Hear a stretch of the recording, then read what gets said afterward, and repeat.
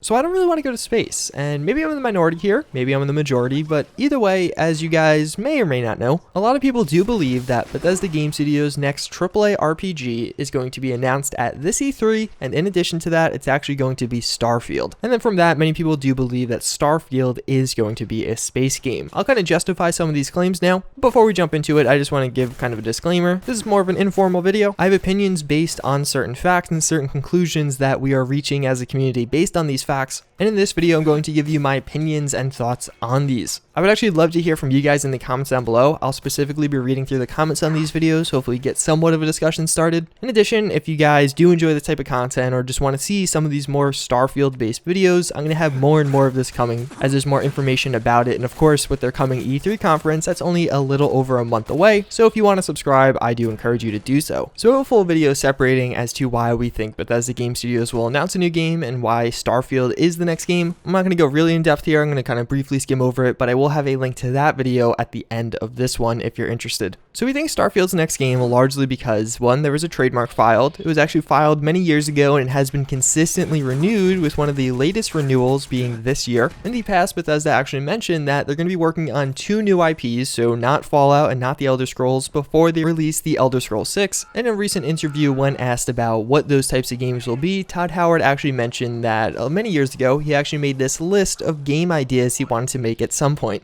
We made a list when we were back doing the Elder Scrolls longer, right before we got Fallout. And we were getting a lot of pressure. Not pressure, we wanted to. Like, we're going to do something else. Let's make the list of our...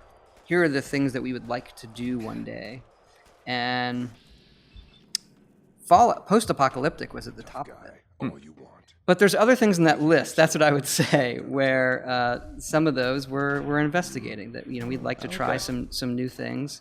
Though we love the worlds of Elder Scrolls and Fallout as well. They're ones that we're not going to leave behind. So as he was looking as to what to do for those new IPs, he actually referenced that list again. We can estimate this list was created in the early to mid 2000s because he does mention that post-apocalyptic was on that list, but he got to cross that off when they acquired the rights to Fallout, which was done in, I think, 2006 or 2007. I forget the exact year, but either way, Bethesda also attempted to make a bunch of different space games over the past years, so there's a few out there, and that's how we come to the conclusion of Starfield the space game, because they have the trademark and they've tried to make space games in the past, so likely space would be on that list. So now we're getting to the opinionated part of this, and more or less, I just don't really want to go to space. I feel like we have so many games and different pieces of media taking place in space. Obviously, that's pretty vague. Space is a very vast concept, and there's a lot of different ways to do it. You could have retro space, super futuristic space, or alien space, whatever it may be. But there are video games taking place in nearly all of those different settings and tons of different kinds. If you want an open world builder, you have No Man's Sky. If you want an RPG, you do have Mass Effect. If you want an RTS, well, you have quite a few different options in that category. And the list goes on and on and on. And this actually extends into other fields, even with TV shows and movies. Movies especially. There's like 2 to 3 space movies I feel like released every single year, like 2 to 3 high budget space movies. Then TV shows, Netflix has a space show right now, and I feel like once a year you get like 1 new space show on TV. And there's obvious justification for this. I feel like space is the cool new thing nowadays, with SpaceX and Boeing and all these companies actually sending new craft to space, and even the potential for us as everyday people to have the opportunity to go to space as kind of a vacation or just some kind of touristy trip. It's really cool, futuristic, and forward thinking, and for that reason, so many games and just different pieces of media nowadays seem to be going towards that. My point is, I don't really want to do that with the next Bethesda Game Studios game. To be clear, I'll be happy with whatever it is if they get a good game right and actually look at Fallout 4, take some of the cool features from that and some of the RPG or story elements from something like New Vegas or Skyrim and combine those to some masterpiece of a game. The setting will be an afterthought for me. Just really the point of this video, I think more so than anything else, is if I had to say, hey, these are all the things I would love to see in the next Bethesda Game Studios game, it being a space game is definitely not at the top there. I would much rather see a game in just a variety of other settings, something based on Earth. In that same interview, Todd Howard also mentioned different types of historical games, maybe a game just taking place in a different time period. Obviously, Fallout 4 is pseudo-futuristic, Skyrim's like medieval ages. Maybe if we got something in between those two, I think that would be really cool. And I personally really love these settings of Fallout and the Elder Scrolls.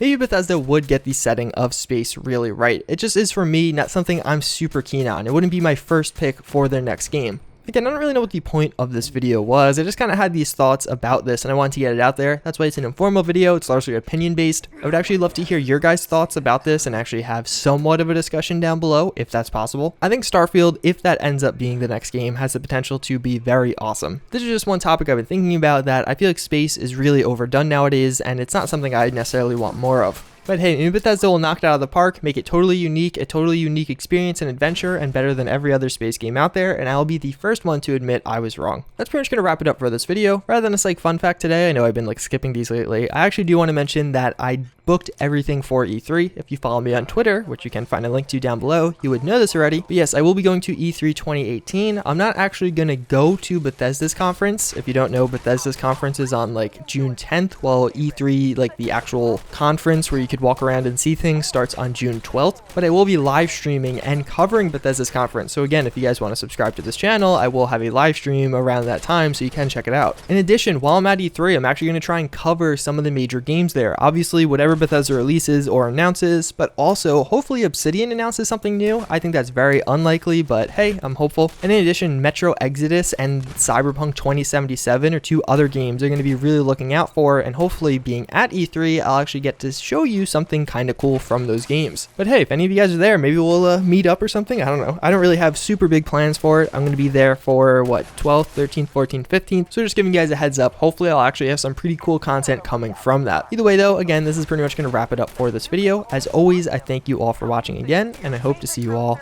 next time. Later.